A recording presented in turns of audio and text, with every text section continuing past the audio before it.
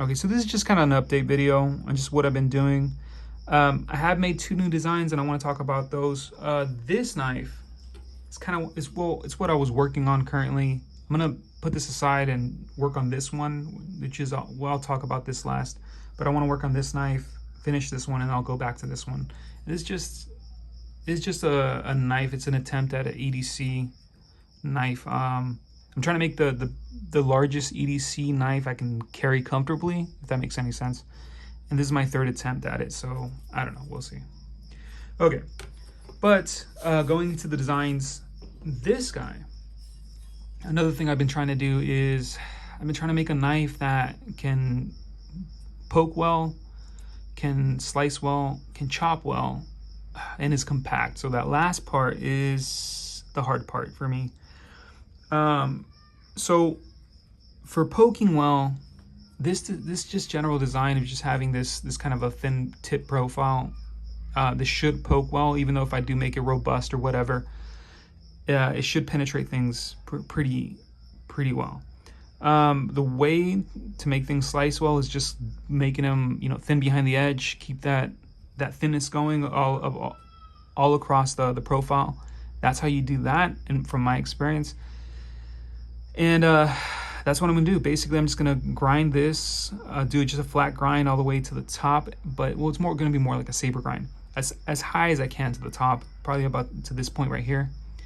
And I can't go too thin on the edge, just because if it is gonna chop, if I am able to keep enough weight in the front that it chops well, having too thin of an edge, for one thing, sticks to things, to hard objects more than if you had just a little bit thicker of an edge. And then the second thing is you have more of a chance of just warping the edge or messing it up. So can't go too thin, but I'll go as thin as I can, as I think I can.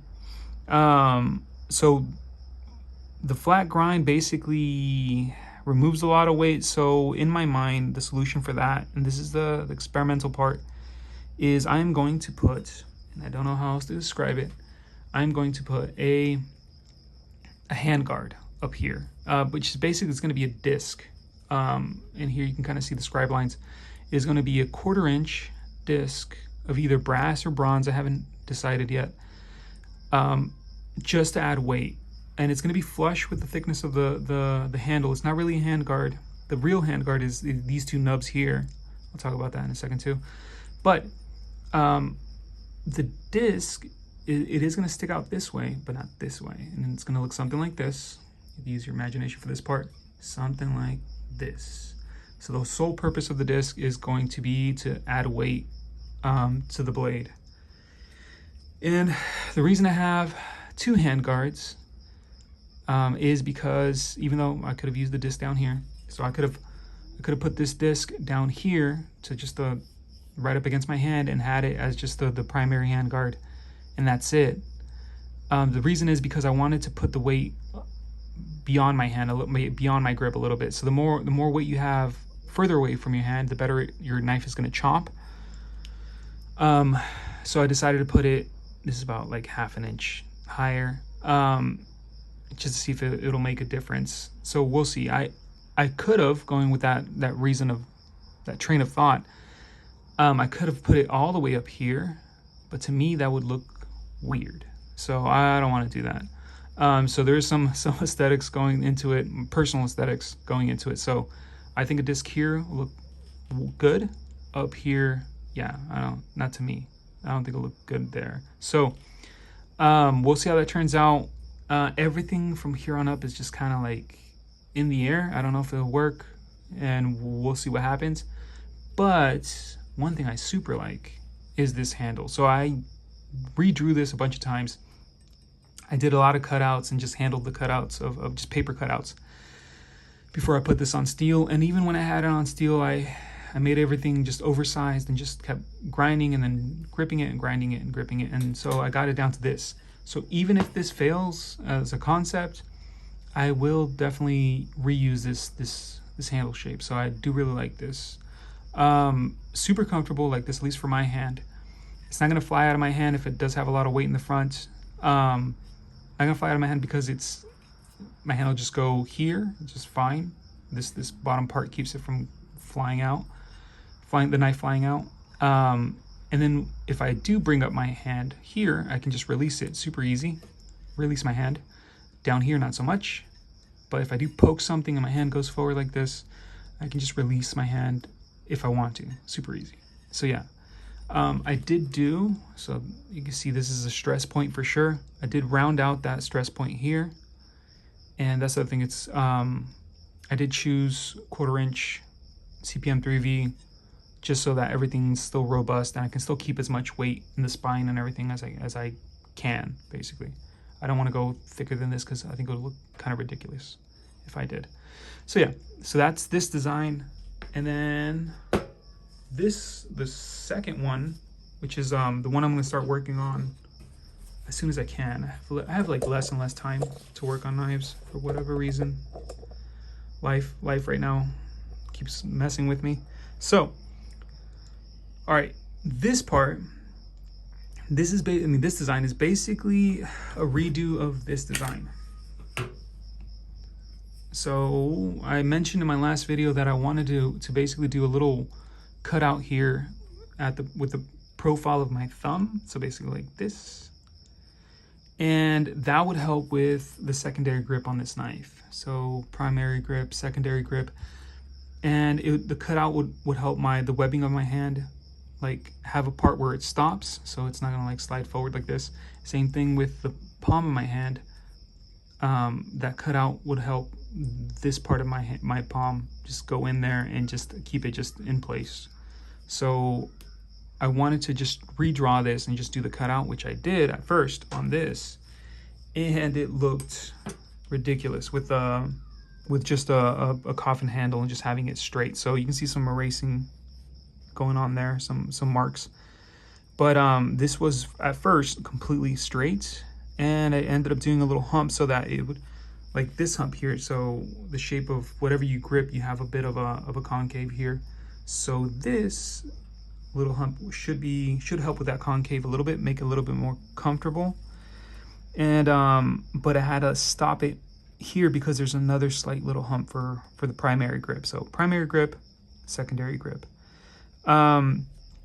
This is going to be a little bit longer. I'm going to make this a little bit longer, but the blade itself, there's a bug there. So the blade itself is 9.5 inches, which I mentioned is what I wanted to do. The only difference on the blade is it doesn't have much of a belly. It's actually more of a spike than all my previous designs like this. This is the one that has the most belly out of all my knives that have this design. So here's, by belly I mean this right here, this curvature. And because of that, so even though I have other knives with this design that are that have 9.5 inch blades, so this is 9 inches, that have 9.5 inch blades, this one I can't, I'm gonna have to go a little bit thicker on this one. So this is gonna be about 0.145 in CPM 3V, 0.145 inches in CPM 3V, which is basically this guy right here. But I can't go thinner than that. So my original design was designed around something thinner than 1/8 of an inch, and it actually works perfectly fine. But because I don't have that belly, I'm afraid that'll feel, for snap cuts and then just basically just normal cuts, it'll feel too light in the front, which is something you definitely don't want. So this, hopefully, we'll see, we'll perfect this design, and we'll see if it does. If it does, then beautiful. I'm done and I'll just move on. But if it doesn't, we'll see what that entails. But just to go over the design actually, because I don't think I have. The reason I made this design actually was because, like I don't know if there is another knife that I've seen that has a subhill. I'm pretty sure there is. So basically people do almost everything you think about, somebody's already done. But usually what you see when you see a subhilt knife is that the subhill, this part right here, is part of the handle, so it's as thick as the handle, and then the handle itself goes all the way to here. So this would be the grip. So there is no primary and secondary on a regular sub-hilt knife. It's just this, basically. And the reason I wanted to do this, to make the sub-hilt part of the blade, or as thick as the blade, is because if you do poke something, I wanted the whole blade to be able to go in. So this is 9 inches. And I wanted to be able to have, so the primary handle, like I said, you can do snap cuts a lot better than this handle here, this grip, the primary grip. You can do snap cuts, you can do just regular cuts a lot better than this.